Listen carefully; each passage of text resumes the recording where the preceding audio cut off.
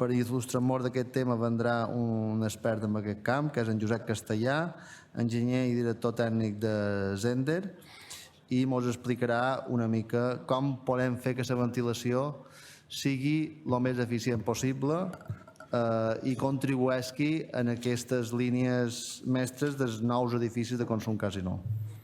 Quan vulguis, Josep. Gràcies. Doncs, en primer lloc, agrair a l'organització que ens donguin l'oportunitat i que ens deixin venir aquí a explicar exactament què és això, què venim a explicar, què és això de la ventilació. Sembla molt fàcil, obrir una finestra és ventilar de tota la vida.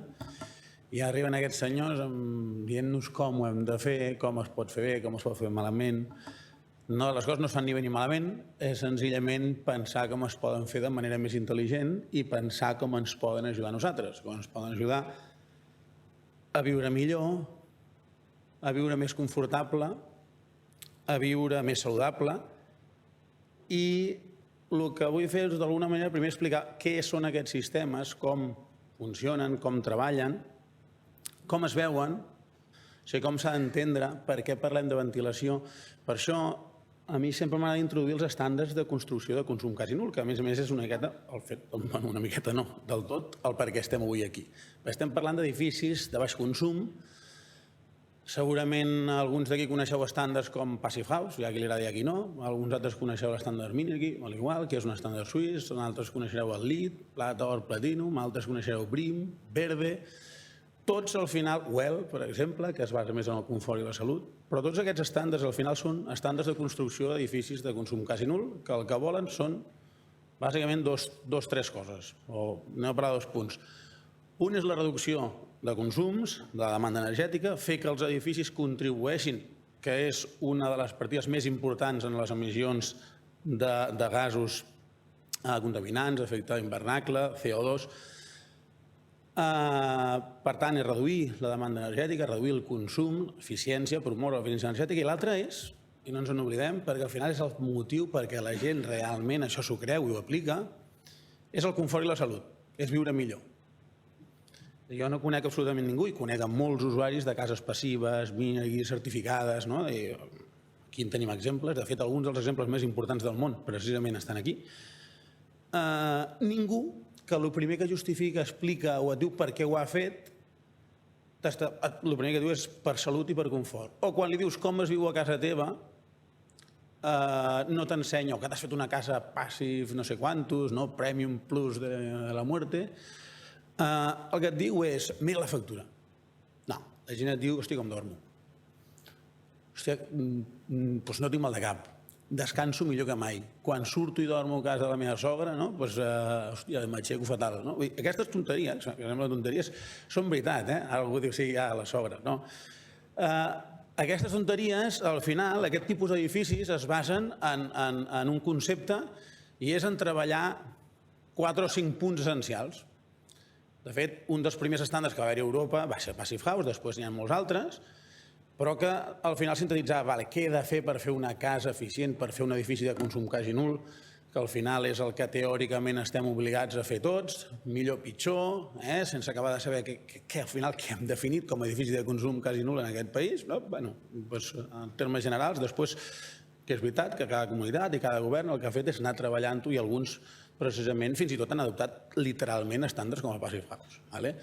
Però aquests punts són molt fàcils, aïllament, treballar molt bé l'aïllament, l'envolvent de la vivenda, treballar a nivell de tancaments, finestres d'alta vigència, treballar molt bé l'hermeticitat, és a dir, que siguin cases estanques i que no ens entri l'aire i el vent per tot arreu, que va molt lligada també amb la finestra, treballar els ponts tèrmics, perquè al final és una pèrdua energètica si no brutal la que podem tenir, i per això us explico tot això, el treballar la ventilació amb sistemes, per exemple, de recuperació de calor.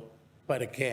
Perquè aquesta casa eficient, estanca, hermètica, que és la casa aquesta del futur, que ha de consumir 10 vegades menys del que consumien fins ara, pot ser una bomba de rellotgeria o un búnquer si vivim a dintre moltes hores. Per tant, això s'ha de ventilar i, clar, posats a ventilar, si tota aquesta casa que hem reduït 10 vegades, quan estem a 5 graus a l'exterior, no dic a menys 5, que això no és Alemanya, però quan estem a 5 graus a l'hivern a fora, tenir la finestra oberta per ventilar, que no ens afoguem, potser no té gràcia, perquè perdem automàticament tota l'eficiència que hem treballat abans. Per tant, els sistemes de ventilació amb recuperació de calor busquen mantenir el confort, la salut, l'aire realment net a dintre la vivenda, i això és la part que podríem dir, la part que coincideix amb l'HC3 perquè parla de salubritat interior de les vivendes. El que passa és que ho passa així molt per sobre i molt bàsic, no? Si em permeteu dir-ho d'alguna manera així. Llavors el que vull ensenyar-vos és exactament què és això, en què consisteix, què és un perfil tipus de ventilació per aquest tipus de vivenda.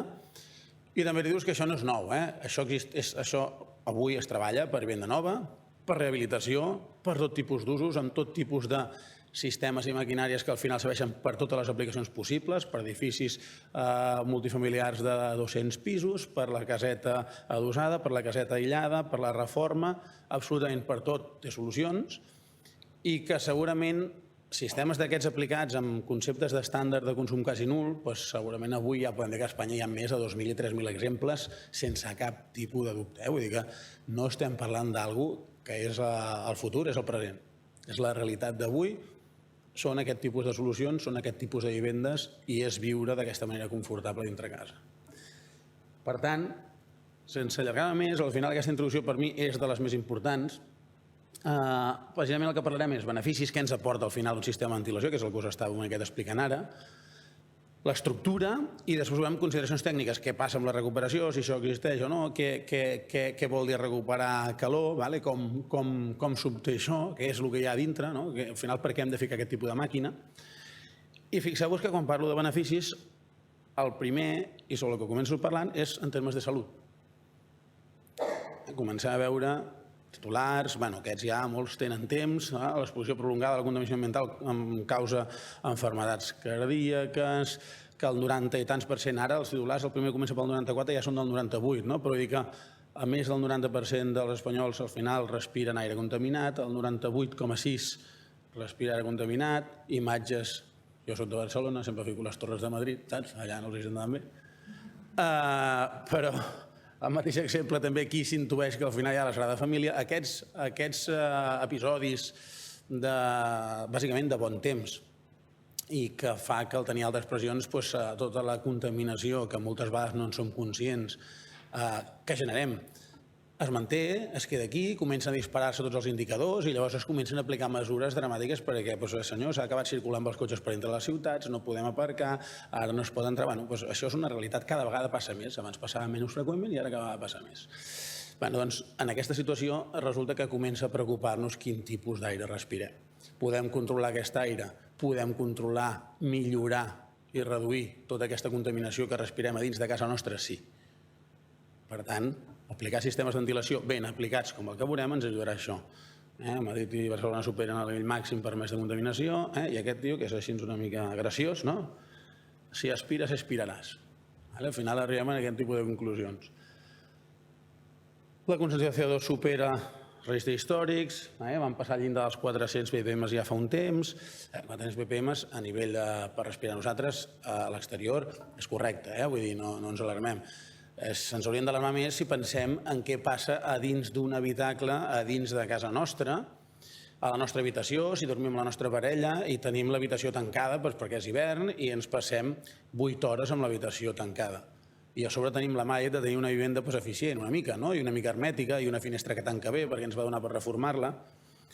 Resulta que podem arribar a nivells de CO2 perquè al final nosaltres respirem, anem consumint aquest oxigen i anem emetent aquest CO2 i arribem a nivells de CO2 molt fàcilment de més de 2.000, 2.500, 3.000 ppm. Quan diuen que a partir de 1.000 ppm ja és un aire de baixa qualitat, a partir de 1.500, 2.000 ja comença a ser un aire pobre i comença a produir somnolència, falta de concentració, falta de descans, etc. Això és normal. I això tots ho hem viscut perquè tots hem sortit un dia d'una habitació d'aquest tipus, hem tornat a entrar en algun moment, hem anat a la cuina, hem begut aigua, ens hem refrescat, tornes a entrar i dius, hòstia, aquí dormia jo. Allò que entres quasi amb el nas tapat, no? O el que té fills i entri amb una lleonera, aquell ambient és el que respirem tota la nit. I allò és com funciona el nostre organisme, va funcionant d'aquesta manera, amb una qualitat d'aire molt pobra, per tant no funcionem igual, i l'endemà al dematí el primer que fem, això sí, és obrir i ventilar. Ens l'hem estat menjant durant 8 hores, però el primer que fem és ventilar. Llavors el que es parla i el que tractem amb aquests sistemes és que això realment ens ajudin a millorar la nostra qualitat de vida. Fem esport, S'ha ficat de moda el footing, el crossfit, el no sé què i el no sé quantos. És veritat, cada vegada mengem més saludable, fem dietes, volem estar en forma, ara que ve l'operació en verano tots ho treballem, però com ens cuida casa nostra? Sobretot no es tracta de fer una casa només eficient, es tracta de fer una casa també saludable. De fet, si no, no té sentit. Ho veus, si totes aquestes mesures per fer cases que consumeixin 10 vegades menys no ho fem que ens reportin realment salut a nosaltres i que ens millori la qualitat de vida dintre, no tenen sentit. I això és el que pretén treballar aquests sistemes. Contaminació, pols, àcars, al·lèrgies relacionades amb el sistema respiratori cada vegada són més freqüents. Un de cada 3 nens diuen que hi ha algun tipus d'al·lèrgia relacionada amb el sistema respiratori. En termes de confort, que al final van mesclats, tots els agents externs que rodegen, des del pol·len, els mosquits, els sorolls externs que tenim, per exemple, depèn del que viu al centre o no, el fet d'haver d'obrir finestres o no obrir i la podem mantenir, la vivenda en aquest cas, igualment ben ventilada, pols, olors, haver tingut gent a casa, haver fet un dinar, haver tingut 3 persones fumant i tenir la sensació que això no ha passat, és a dir, allò que surts un moment de casa, tornes a entrar i no notes absolutament res, en lloc de entrar i dir, ostres, com es nota que avui hem estat sopant 8 persones o hem estat dinant 8 persones a casa. Doncs un sistema de ventilació constant que va renovant constantment l'aire, que el va netejant, que el va purificant, que el filtra i que injecta l'aire de fora i, a més sense perdre energia, és senzillament algo tan natural com una finestra, però controlant el que fem i evitant que s'acumulin les olors, el CO2 i tot el que us estic dient. Evitar problemes d'humitats d'aquest tipus. Per condensació, home, l'ideal seria no tenir aquests ponts tèrmics a dintre de casa i que no tinguem aquestes condensacions interiors, però un sistema ben ventilat també això s'elimina. Per tant, és un tema de salubritat. Es tracta de millorar la salubritat interior de les cases i fer un bon sistema de ventilació. El tema de sorolls, que us deia, Espanya ocupa el segon lloc per darrere de Japó en la classificació de països més sorollosos. Som els segons, bons aquí.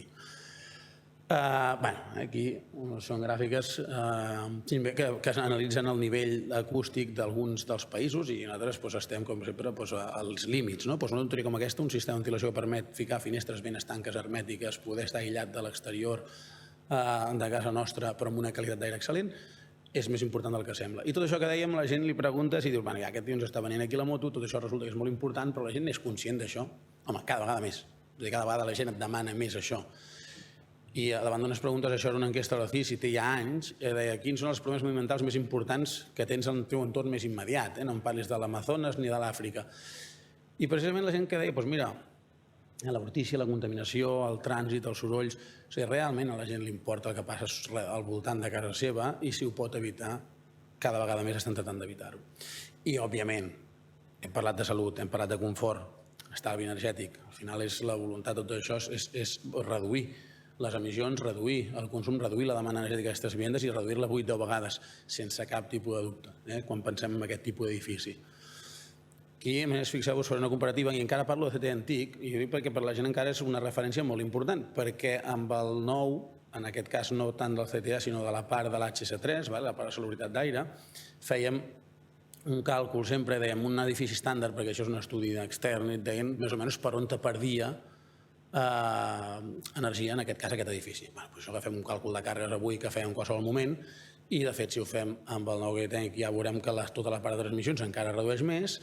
I la part de ventilació passava que en funció de quin tipus d'habitatge, de quin tipus de pis, i depèn dels banys que tens, depèn de l'ocupació, resulta que teníem unes demandes de ventilació molt altes, ara s'han reduït, el problema és que hi ha coses que encara no estan molt clares, però resulta que, ostres, la ventilació depèn de com la fem, si la fem, segons ens demanen, senzillament ventilant amb aire exterior, doncs a l'hivern, en el càlcul en aquest cas, això és Vitòria, en aquest exemple no és l'exemple de Palma, però resulta que tenim una pèrdua energètica molt important, molt més del que sembla, no? Això per aquell exemple, però si agafem un altre exemple, això és una casa passiva feta a Barcelona, una rehabilitació, a més, d'una casa històrica del 1908, i fèiem, segons com havia anat passant el cicle del temps, des de les normes bàsiques de l'edificació previs del 79 al Codi Tècnic primer, després fèiem una comparativa amb el Codi Tècnic, però aplicant la ventilació que ens demanava ja el Codi Tècnic, que és el mateix que veiem abans, però algo tan senzill com utilitzar un sistema de recuperació de calor, que no perdem aquella part d'energia. I després, l'últim exemple seria el cas d'una casa passiva, que era el cas en concret, quin va ser el resultat final d'aquella intervenció. en què està clar que tota la part de tancaments, murs, coberta, solera, finestres, ponts tèrmics, etc., està molt reduït, infiltracions controladíssimes, però imagineu que jo ara la ventilació, en vez de fer servir un sistema de ventilació amb una recuperació de calor del 95%, jo fes servir un sistema de ventilació tradicional que entrés l'aire lliurement per les finestres i entrés la temperatura exterior. Tota aquella part de càrrega que veiem allà amb color rosat la tindríem aquí sobre. Vull dir, seria un edifici completament insostenible. No pot ser un edifici que hem arribat a una reducció de 8 o 10 vegades el seu consum i després hi tinguem tota aquesta càrrega afegida. Per això, aquest element està considerat per aquests estàndards com a algo tan important que fins ara la gent ni tan sols tenia en compte. Fixeu-vos. Algo molt senzill que dèiem al final, el que és important, està molt bé, podem parlar de moltes tecnologies, cada vegada sobretot a nivell d'emissió de producció, per exemple, d'aigua calenta, per climatitzar o refredar, calentar, en aquest cas, vivendes. Podem parlar de bombes de calor, podem parlar de geotèrmia, podem parlar de produir energia de qualsevol manera, però hem de treballar primer de tot des de la part passiva. És a dir, el que hem de fer és un edifici de consum quasi nul que demandi la mínima energia possible. I després, si ho fem, o anul·lem les calderes de gasoil o de gas, o treballem bombes de calor, o ho fem... Tot això està molt bé, però d'entrada hem de partir de la base que s'ha de reduir l'energia. El sistema de ventilació es considera com un sistema passiu, és una instal·lació de ventilació, que hem de ficar dintre la vivenda perquè s'han de passar una sèrie de conductes i una màquina que el que fa és moure aire, però es considera quasi com un sistema passiu. En el fons, no deixa de ser com un aïllament. El que fa és evitar l'entrada, en aquest cas de calor o de fred, a l'estiu o a l'hivern. Com és una instal·lació d'aquest tipus? No sé si alguns d'aquí tenen experiència, si no heu vist, si no heu vist. Sistema de ventilació, podem parlar, si parléssim dels tradicionals sense recuperació de calor i no del que parlarem aquí ara, doncs tenim des de l'extractor típic de bany, entrem quan engeguem la llum i es posa en marxa un ventilador, que allò que fa, agafa aire i el tira fora. Per on entra l'aire? Per un pot, bàsicament. O hem deixat entrades d'aire ben planificades o senzillament, com que tenim moltes infiltracions, ja entrarà per on vulgui. Sistemes d'extracció centralitzats, que és el que possiblement ara es portaria més, en el que això ho tenim però centralitzat en els diferents banys de la vivenda, deixem els airejadors de finestres o de façana o el que sigui perquè entri l'aire, però tampoc fem res amb la temperatura de l'aire, ni el filtrem, ni el tractem gaire, senzillament ventilem. O sistemes de ventilació amb recuperació de calor que controlem tant l'entrada com la sortida i el fem passar per un recuperador, fem que agafi energia d'un cantó a l'altre, ara veurem com, el netegem, el filtrem, i aquest és l'exemple del que veiem ara, d'aquesta estructura d'un sistema d'aquest tipus. Primer de tot, que hi ha sistemes de pretractament que poden anar afegits, és a dir, com que jo controlo tant l'entrada com la sortida, no m'entra l'aire per les diferents finestres, si jo agafo l'aire el puc agafar des de la façana amb una reixeta, des de la coberta, però també el puc agafar des d'una torre al mig de la... si tinc una casa aïllada, puc fer-lo passar pel terreny i fer-li un tractament gratuït a l'aire, per exemple a l'estiu, on t'agafarà i tindré un benefici de refredament de 5, 6, 8, 10 graus, com exemples que s'han fet precisament aquí a Mallorca, que funcionen molt bé. Això són sistemes de pretractament geotèrmic. En zones més fredes són serveix perquè l'aire no entri extremadament fred. En zones més càlides o temperades ens serveix molt bé l'estiu. Sistemes com el que veieu aquí, una torre, això és un tipus pou canadenc, això existeix i està perfectament adaptat, no s'ha d'inventar res. Pou canadenc, una torre d'aspiració que fem passar l'aire per l'interior. Sistemes similars al pou canadenc però diferent, una miqueta més avançats, que van amb un sistema hidràulic enterrat al terreny que al final és una petita geotèrmia a nivell de captador, no hi ha a nivell de producció d'energia, no hi ha res, que simplement passiu completament, que circula aigua pel terreny i el que fa també és aprofitar amb un intercanvi en aquest cas amb aigua amb el terreny i després amb una bateria d'aire, també temperar en aquest cas l'aire que entrarà dintre la vivenda. Són sistemes de pretractament, tant a l'estiu com a l'hivern. Després, un cop ho hem fet o no, ho hem agafat l'aire directament, la gràcia és, aquest aire què passa? Primer de tot, passa pel recuperador, que és la màquina, que és el cor. De fet, nosaltres diem que al final és el pulmó de la vivenda, és el que ens garantitza aquesta ventilació constant, natural, però constant i controlada. És això d'aquí. No sé si això... Es veu? Sí. El recuperador, la maquineta. Què fa? Aquest recuperador, al final, el que tenim, senzillament, agafem l'aire des d'aquí. No sé si, perquè aquí tenia algun vídeo, però em sembla que no es vinculen bé. Mira, a veure, exacte, si el mous sobre la pantalla, no sé si es pot... Bueno, és igual, si no passa res. Ja es veu, després hi ha diversos exemples on s'ensenya exactament com passa. Aquest és el recuperador. agafem l'aire, passa per aquest recuperador i després l'important no només és què passa dintre d'aquesta màquina, dintre d'aquest recuperador, sinó com distribuïm l'aire, de quina manera es fa. Això no és una instal·lació de ventilació en garatge. Penseu que és una molt important el que estic dient ara. No es pot ventilar de qualsevol manera. Si jo fico una màquina i aquest aire que agafo del carrer passa per la màquina i l'he d'impulsar a dintre les estances, a les zones seques, també ho veurem. Si jo agafo aquest aire i faig un conducte de xava com a mi em sembla i senzillament vaig deixar anar l'aire on a mi em sembla, sense calcular massa, fins i tot encara que calculem molt després depèn de com s'executa, moltes vegades puc tenir problemes de sorolls. Resulta que estàvem fent una casa que era aquella casa de consum quasi nul, saludable, confortable, que és millor que estar fora al carrer, que és aquella bombolla de quasi que sembla una espècie d'oasis, i resulta que quan tenim la màquina ventilant constantment anem sentint com l'aire condicionat per conductes, que la gent odia perquè al final fa soroll, perquè fa... Doncs efectivament és important com es fa. I el com es fa també és una que està molt treballat. Tota Europa té molt clar que això s'ha de fer d'una manera. Ja no Zehnder, potser van ser dels primers fa 20 anys que vam començar-ho a fer d'aquesta manera, però avui en dia més de 80 fabricants a Europa, tothom treballa de la mateixa manera, que són aquests sistemes de distribució en estrella, amb un tipus de conductes específics, certificats per això, silenciadors, i depèn de com es mou l'aire, que és el que veurem ara. Aquests recuperadors, eficiències des del 90-95%, no estem parlant de recuperadors sensibles estàtics dels que teníem o que estàvem acostumats de fluxos creuats de 50% antics. Avui en dia això ja és algo habitual. Abans la gent preguntava 90-95, això és possible, avui ja és algo molt comú, la gent ja ho sap. Intercanviadors entàlpics o sensibles, encara que sembli mentida no és tan comú, la gent no ho coneix tant. És important, un intercanviador sensible o un entàlpic, estem en una zona on els entàlpics precisament funcionen molt bé. Un entàlpic, la diferència amb un intercanviador sensible, intercanviador, després ho veureu, és on l'aire que ve de l'exterior amb l'aire que ve de l'interior no es mesclen per res. Un és l'aire que expulso al carrer i l'altre és l'aire que estic agafant del carrer que entraré a dintre de casa. Passen per uns intercanviadors de plaques. Un passa per unes cares, l'altre aire per unes altres, completament estancs i hermètics, certificats, òbviament, perquè l'aire no es barregi, però hi ha aquesta producció, al final, cessió de temperatura d'un a l'altre, és a dir, l'aire que venia calent de l'interior, en aquest cas a l'hivern, cedeix escalfor senzillament per estar en contacte a través d'una làmina en l'aire que entrava i d'aquesta manera es produeix l'escalfament natural completament d'un aire a l'altre i li cedim la temperatura a l'aire que entra. Doncs això, si tenim un sensible, fa això, la humitat no fa res. Si tenim un intercanviador, en aquest cas entàlpic, a més, imagineu que tenim una situació, per exemple, a Palma, una zona humida, amb un nivell d'humitat alt a l'exterior, tenim 31 graus, amb un 78% d'humitat o un 85% d'humitat, molt alt. I a dintre de casa tindrem un sistema de climatització, ja serà des d'un fan coil, un split, a un terra radiant, però estem secant l'aire i és un treball i un cost energètic que estem fent. Si jo el que estic fent és entrar aire de fora, constantment estic entrant humitat. Encara que aquell aire que venia a 32 baixi a 26 graus, perquè hi ha recuperació de fred també, òbviament, per això és molt beneficiosa, però podria entrar a 26 graus amb un 98% d'humitat.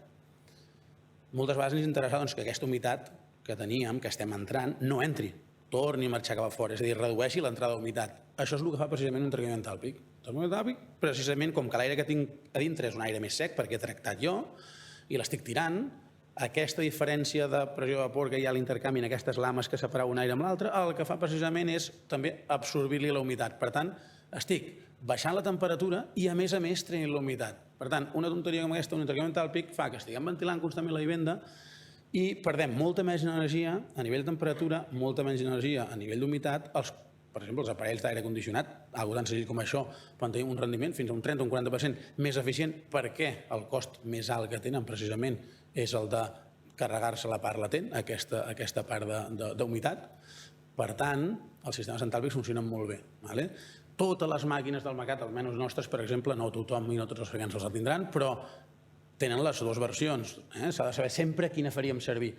Després, sistemes, amb el mateix sistema d'aire, ja que movem aire, podem aprofitar per fer un sistema de deshumectació, per fer un sistema de refredament de l'aire. Si no és que és una casa passiva de molt baix consum, no serà suficient. Hem de treballar amb un terra radiant, hem de treballar amb un sostre, hem de treballar amb una paret, hem de treballar amb un fan coil, addicionalment, o no. Si són cases amb realment molt baix consum, 8 vegades o 7 vegades o 6 vegades menys del que és habitual fins ara, doncs realment amb aquests sistemes ja n'és suficient. És a dir, que un sistema de ventilació també pot arribar a ser, en aquest cas, un sistema de tractament interior de l'aire i climatitzar. Free coolings per la nit, per aprofitar l'aire que tenim a fora, si és fresquet, doncs que entri directament l'aire fresquet en les èpoques d'estiu que fa més fresquet a l'exterior. Totes aquestes opcions que veieu, filtres, proteccions, setup, regulació, sondes, tot això és el que porta dintre, sondes de CO2, sondes d'humitat. Com es fa això? Tenim un sistema de distribució que és el que ha de moure l'aire, estem acostumats moltes vegades a veure això, que és un sistema de ventilació, un sistema de distribució, imagineu-vos, típic d'un conducte comú, que si jo tinc una pressió caudal en un cantó, el que vaig és teòricament anar reduint la secció, mantenint la pressió constant i fer que tingui el mateix caudal a cada lloc. Tot això està molt bé, sobretot amb grans caudals, amb segons quins tipus d'instal·lacions, més industrials, amb una instal·lació d'una vivenda on hem de donar 20 metres cúbics d'aire a cadascuna de les habitacions, això és completament irregulable, és molt difícil. A més, hi ha problemes de transmissió moltes vegades de telèfon, de sorolls, etc. Per tant, al final es va dissenyar un sistema fa molts anys, que és el que millor funciona, que es diuen els sistemes en estrella, que és sobretot per aplicacions residencials. Tenim un col·lector, un silenciador, l'aire després de la màquina es silencia, es lamina a baixa velocitat, distribuïm en diversos conductes de seccions més petites, on portem una velocitat molt més baixa, amb una pèrdua de càrrega molt baixa d'aquest aire, i el que ens garantitza que el caudal és pràcticament el mateix en cadascun dels conductes. Encara que un conducte tingui 2 o 3 vegades més longitud que un altre, que també pot passar, aquí la pèrdua de càrrega d'aquesta tramada que va amb una velocitat tan baixa i amb tan poc caudal és tan poca que quasi tinguis 3 vegades més amb una que l'altra, tot aquest tram és tan baix que quasi no hi ha diferències d'un cantó a l'altre. Són sistemes que es diuen quasi autoequilibrats i per moure caudals molt petits. D'acord? Al final això és el concepte d'un sistema complet, una màquina, tot un sistema de distribució, les pròpies reixes, els plènums, el tipus de reixes depèn del que interessa en cada situació, si ha de ser per efecte quanta, si ha de ser un plènum més gran o més petit, que la velocitat d'aire que hi tens un cop impulses l'aire a la sala sigui la que toca. Totes aquestes tonteries que fins ara ni tan sols es tenien en compte i estem parlant de confort, estem parlant de salut i estem parlant d'alta eficiència, per tant, tot això s'ha de controlar. Per tant, estem parlant de sistemes complets que ens garantitzen, aquí no us diré, però et parla de les velocitats de l'aire, sempre màxim 2 metres per segon, i teniu 4, doncs no, es recomanem 2, i això es pot fer d'aquesta manera. Per què? Per evitar sorolls, problemes. I el que dèiem, sistemes que són tot estanc, no s'ha de fer servir cinta de plata, ni cinta americana, ni fer empalmes, ni fer... No, tot això existeix, tot és compatible, és un mecano, es munta, vull dir, sense inventar, perquè al final el que està inventat i funciona no s'ha de reinventar. Exemples d'instal·lacions de màquines, en aquest cas d'aplicacions residencials, els conductes, precisament que us ensenyava, el tipus de conducte de diferents diàmetres, perquè n'hi ha de 5, n'hi ha de 90, n'hi ha de plans, n'hi ha de rodó, amb unions, fixeu-vos, una cosa tan senzill com la unió d'un conducte a un altre, doncs porta les seves juntes, porta un rècord específic i això et garantitza que avui i d'aquí 10 anys, no amb una cinta de plata, això és completament estanc. No és la cinta que s'ha anat desenganxant i on tot arriba un aire al final, on que es va desenganxant, va tenint pèrdues, fugues i al final no és el que havia de fer. Són exemples d'instal·lacions de cases més o menys eficients, tubos aïllats, sistemes de ventilació que al mateix temps aquí podeu veure que això són unes bateries precisament de posttractament per poder climatitzar, reduir la humitat i fem servir un sistema de ventilació i deshumectació, en combinació en aquest cas, per exemple, amb un sistema radiant, filtres i per acabar, ja estic 3 minuts, el més important que és que deia a nivell de consideracions tècniques, és a dir, què passa amb la recuperació? Sempre tenim aquesta recuperació, no? Com funciona? Aquí tinc molt de material, podríem ficar-nos a parlar de com es calcula, de quin caudal has de donar, de per què és millor fer servir segons el codi tècnic, segons l'estàndard Passive House, segons la recomanació del senyor tal. Tot això existeix, no tenim temps ni és l'objectiu. Però sí que és important diferenciar aquests 2 tipus d'intercanviadors, el que era el de fluxes creuats més tradicional, que es coneixia, i els de fluxos a contracorrent, aquest, que és el sistema més tradicional, generalment, perquè veieu una comparativa, si estàvem parlant que teníem aires exteriors a 2 graus i el de dintre 21, el fet de tirar l'aire fora i l'aire que venia del carrer fred a 2 graus intercanviant temperatura, podien tenir una entrada d'aire de 2 a 13 graus, és a dir, està molt bé, l'hem escalfat en aquest cas 11 graus. El calent també el tiràvem més fred, òbviament. Tot això està molt bé. Això seria com un 58% d'eficiència. Doncs escolta, ara, quan estem parlant d'alta eficiència, estem parlant que si jo tinc 2 graus, l'aire que entra és a 20. És a dir, que si jo tenia 21 graus, després de fer aquest aire que agafo completament net i el filtro i l'impulso tal qual ve de l'exterior, només perdem 1 grau de temperatura. Això seria l'estàndard d'un sistema d'aquest tipus. Fins a quin nivell? Està molt bé fer servir un sistema de recuperació del 58%? Sí. Ara, si comparem entre el 94 i el 58, amb un teníem 1 grau per sota, i a l'altre tenim 8 graus per sota. Estem parlant d'un sistema 8 vegades més eficient. Per tant, que cada grau compta. I si volem arribar al consum quasi nul, no és el mateix que l'aire m'entri a 2 graus, que m'entri a 13 o que m'entri a 20.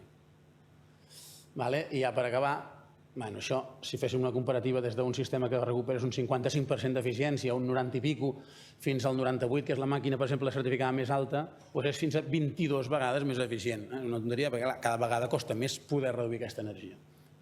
I perquè veieu testos, en aquest cas, era de l'ANF francesa, en aquest cas 308 europea que et diu com s'han de certificar, vull dir que les potències estan certificades, tots els productes homologats, tenen els DOPs, els declaracions de performance, òbviament, europeus. Tot això, aquí ningú s'inventa la recuperació, vull dir que tot això és completament certificat europeu i estàndard. Penseu que el mercat d'aquestes màquines pot ser a prop de més de 500.000 d'unitats a l'any a Europa. 500.000 de màquines a l'any a Europa. Nosaltres, concretament, en fabriquem prop de 100.000. Vull dir que no és una cosa nova, només perquè hi porta més de 20 anys al mercat.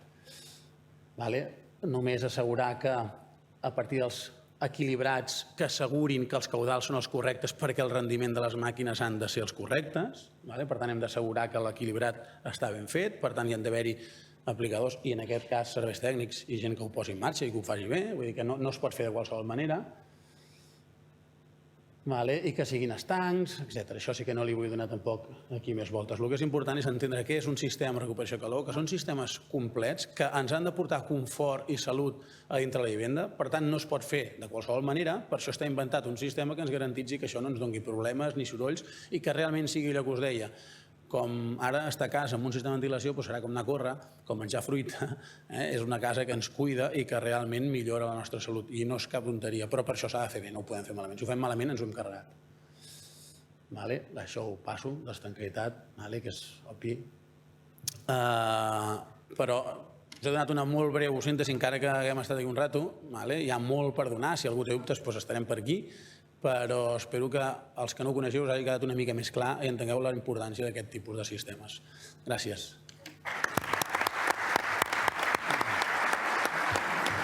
Gràcies.